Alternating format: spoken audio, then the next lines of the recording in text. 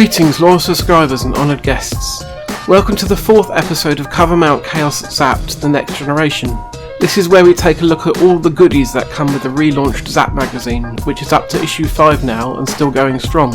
In addition to this episode, I will also be bringing you another one on Boxing Day that covers the Covermount contents from the brand new Zzap Annual 2022, so please look out for that as well.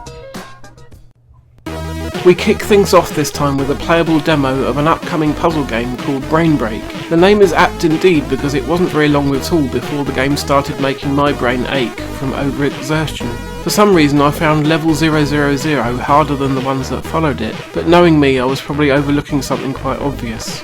At least I did manage to complete a few of the stages though. Apparently this demo contains 20 stages from the full range of 100 from the finished game, but I wouldn't know because I couldn't make it that far.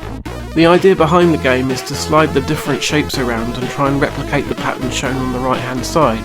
Sounds simple and it does start off that way, but the game keeps adding new twists and limitations on the player to force them to think and find new solutions. Puzzle game aficionados will probably love it. I prefer a nice blaster though. We're going to be staying within the realm of the puzzle game a little bit longer though, because next up is Pillars, which is a remake of Columns. This was Sega's answer to Tetris and was quite popular on their systems such as the Game Gear.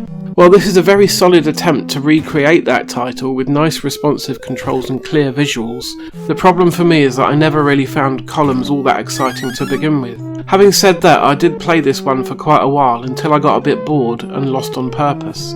If you have somehow never played the original, the object is to stack columns of gems in various different colours so that you match 3 or more in a line, including diagonal lines. If you get good at it, you can plan ahead and set up chain reactions.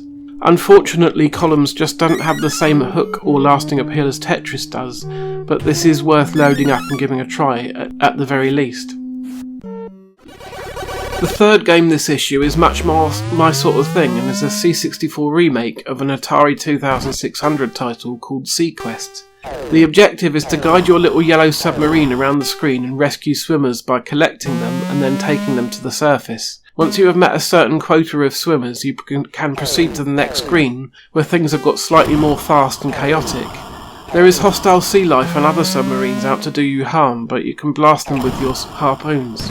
You also have a limited supply of oxygen which you can replenish by popping up out of the surface for a few seconds. If you manage to collect all of your swimmers before heading to the surface, then you will score bonus points which will eventually award you with extra lives. Sequest is a classic arcade-style single-screen game and I do really enjoy this sort of game even today. It's a lot of fun trying to get a bit further than last time and earn the high score. This one is definitely my favourite from this issue. The final game this time is called Cross-Eyed, which is an interesting little game that demands fast reactions from the player. You are a little chap running around the border of the screen collecting shiny things to increase your score. The more shiny things you get, the more balls start pinging around the screen, and if one of these collide with your character, then it's an instant game over. There are no lives here. As you reach one of the corners, you can carry on to the next side of the screen, which does affect your controls and can take a little bit of getting used to. Cross-Eyed is quite a challenging one, and a typical game is very short, but it does have that classic one more go appeal to it. It also features some nice Petsky graphics, which are proving quite popular with developers at the moment. A decent game, well worth a look. Rounding out this issue, we have a demo called Firefox by Onslaught, which features some nice art and music, and then a SID tune by the name of Zerul, composed by Mibri of Atlantis.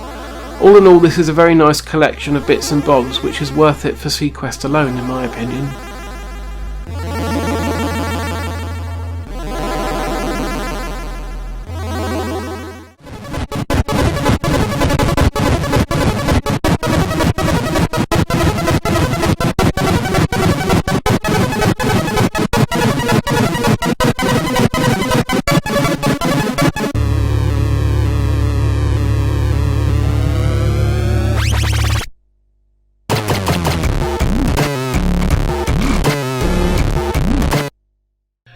If you enjoyed this video, then please consider leaving a like, subscribing to the channel and sharing on social media.